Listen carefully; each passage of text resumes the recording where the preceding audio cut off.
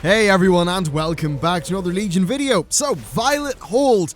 You probably remember the Violet Hold. In fact, many say that it is in fact the most popular dungeon ever to grace World of Warcraft, and oh yeah, so it's back in Legion now. If you liked it during Wrath, you're in for a great time. However, from what I gather, not that many of you did. In Legion, it is pretty much the same. And the format of this video is going to be simple enough. There are basically 4 different types of trash. You just saw the first one. Here's the second one, which is a pack of Burning Legion dudes.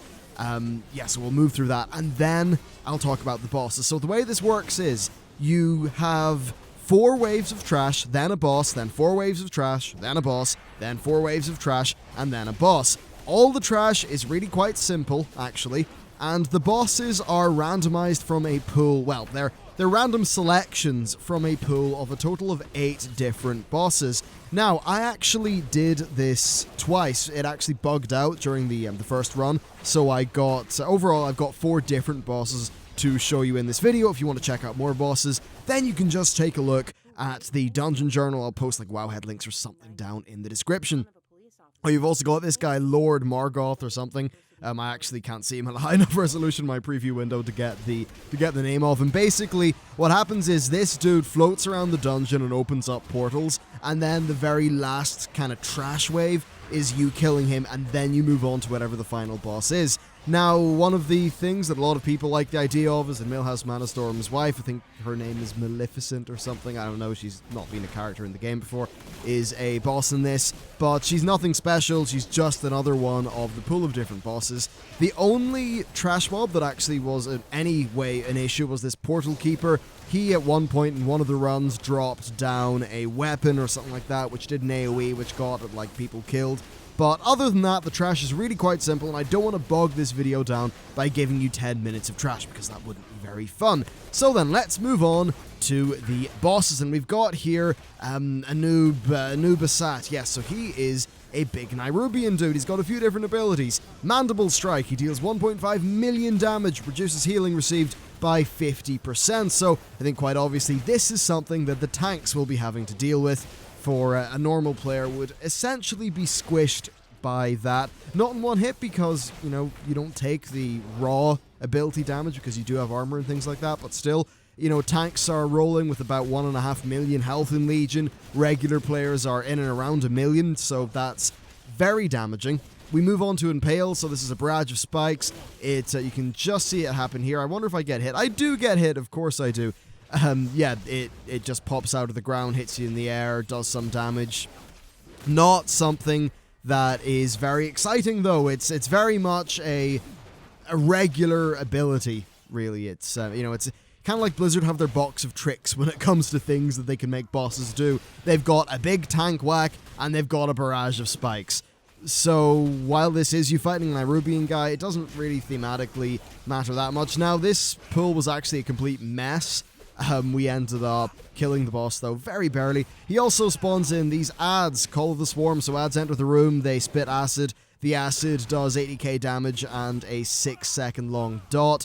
Isn't too much of a problem. I do die, most of the other people die, but thankfully the last DPS was a paladin, so we just bubbled and won. We've then got this boss, Shivermaw. So Shivermaw is a more fully featured boss, shall we say. We've got Frost Breath, you just saw it there, 250k damage per 3 seconds. No, 250k per second for 3 seconds in a frontal cone, and it will also slow people, and that slow will stack.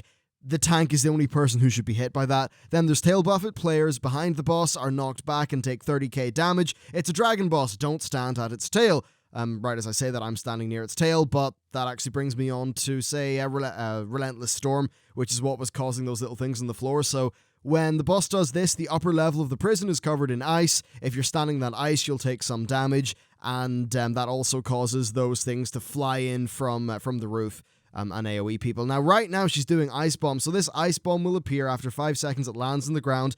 Anyone who is on the lower level is frozen in a block, which can be destroyed, so that's a throwback to Syndragosa from ICC. I wasn't on the lower level, but it's still, you know, it kind of bugged out and hit me, and it also does 450k damage to all players. The final ability then is Wing Buffet. This just does 400k damage and knocks back players in a frontal cone. A little bit of crossover there with Frost Breath. and there you can see those AoEs are flying in from the sky in the form of Relentless Storm. Overall, this is a simple enough boss. You just need to know what to do for the Ice Bomb, and you pretty much will be fine. The rest of it is decently easy to avoid. Frankly, it's a dragon boss through and through. Don't stand behind it, don't stand in front of it, and the rest of the mechanics are pretty simple. Next, we've got Festerface. So this guy he's only got 2 abilities, but, you know, stuff actually does happen. So we've got Congealing Vomit. He just did it here. Boom. He vomits stuff all over the place. Now that, as you can see, has formed a whole bunch of little goos. You can only see one on the screen. There's actually 2 goos below us on the lower level, but basically this does 350k damage to players in a cone and summons 3 congealing goos. Each goo will pulse out damage every 2 seconds. It's only 25k damage though, so it's not really much of a worry. And the goos themselves, and I only worked this out towards the end of the fight, but you can target the goos and kill them. When you kill them, they turn into a pool of goo that damages players who stand in it, but other than that, the pool of goo doesn't do anything. After 12 seconds, that pool would then reform back into a mob, which would continue pulsing out damage. However, his second ability is Yum, so if you pull Festerface near one of the goos, one of the goos that has been destroyed and is now like a ground AoE thingy, he will just eat the goo, and it will disappear entirely. So this is, you know, there's stuff going on here. Again, it's throwing back to the Rot Face and Fester Gut mechanics a little bit in that they involve goo from ICC, but basically you want to kill the goos and then have the tank kite the boss over the things that kind of drop once you've killed the goos. That's basically it. You don't want to get into the stage where he's done multiple congealing vomits, you haven't soaked up any of the goos, and then you've got loads of goos just pulsing out damage towards everyone. That probably would begin to cause a wipe, which obviously isn't really something that you want, but the boss in its current incarnation is pretty darn easy. Do remember though, this is normal mode at level 110. Heroic mode will likely have another mechanic, and who knows, challenge mode will maybe have other stuff on top of that. And then finally we move on to Sail Un, or Sail something, I can't really read her name from here, but anyway, she is a kind of dull boss, unfortunately. So she's got Venom Spray, does 122k damage, and applies a 30k every 3-second dot, which lasts 12 seconds. I mean, ideally don't be hit by Venom Spray, but it's really no big deal because it does not do that much damage. There's Web Grab, you'll see this happen from time to time. She pulls players in towards her. That's got synergy with Fell Detonation, which does 183k fire damage to nearby enemies. And then there's Phase Spiders, so the boss summons spiders in, which will fixate on players and move towards the players as long as the players are not facing the spiders, and they will just do a little bit of damage to you. A little bit weird. Overall, kind of dull. Wasn't the biggest fan of this fight. And overall, that does bring me on to the broader point of the instance, because that's really all this boss's mechanics dealt with. You'll notice here I do take a few Fell Detonations, but like I popped regeneration there, so that means my Bloodthirst give me massive heals, which is pretty damn good. But anyway, what's Violet Hold like? Honestly, like, it's still pretty shite. I'm not going to sugarcoat it, because I hope that's not what you want me to do. Yeah, they didn't do anything new. I would have assumed that we would have maybe had a vault underneath the Violet Hold open up, or, you know, something that would really give us a new look into Violet Hold. At BlizzCon, they talked about this mystery or secret of Violet Hold that is currently not something that we find out about in this dungeon. Perhaps that is something that is covered elsewhere, but certainly it's not a part of the dungeon. Overall, it's very simplistic. You can make the waves come at you.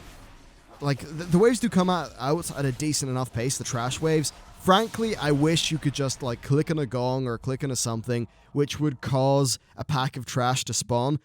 I mean, if that was possible, what I would, you know, envision people doing is trying to take multiple trash packs at once. You know, maybe there'd have to be a way to protect against people, you know, trolling with that, but whatever. You know, it's one of those fights where you as a player cannot really increase the pace of the dungeon because it's happening at a set pace. The packs of mobs will spawn at a set rate. It's not like you can go really fast and blast your way through it. And because of that, it doesn't, like, it feels like you can not fail, but you can't really super win, and that you can't be a badass and, like, clear through the whole thing super quickly. It's pretty dull, honestly. It's not helped by the fact there's no visual changes to any of the instance. I mean, I would have thought that maybe the floor would be breaking, we'd be seeing new compartments open up. There'd, you know, be really cool stuff going on, a big, like, revamp of Violet Hold. But, yeah, to be honest, they've just thrown some mechanics in a reskin of an area that already exists and not really done much with it. I'm not trying to hate on them or anything, and in fairness, the other dungeons so far in Legion have pretty much all been wonderful. This just isn't a particularly strong one. Anyway, guys, that's it for me. Thanks for watching this video, and I will see you next time.